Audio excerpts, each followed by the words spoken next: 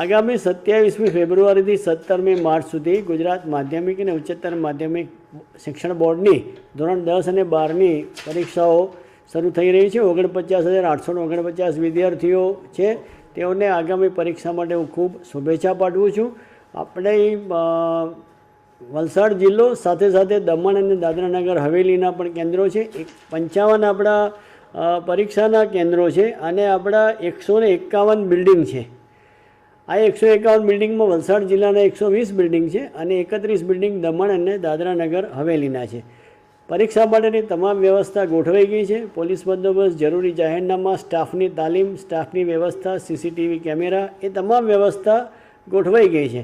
વધુમાં અમારે ડીઈઓ કચેરીએ આ વખતે પણ એક વધારે એક ઇનોવેટિવ પ્રયોગ કર્યો છે.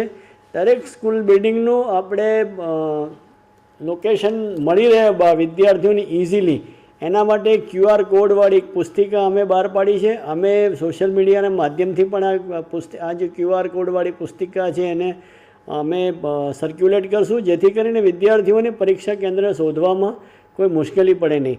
ફરીથી તમામ વિદ્યાર્થીઓને પોતાના જીવનમાં સફળતાના શિખરો સર કરે એ માટે અભ્યર્થના પાઠવું છું.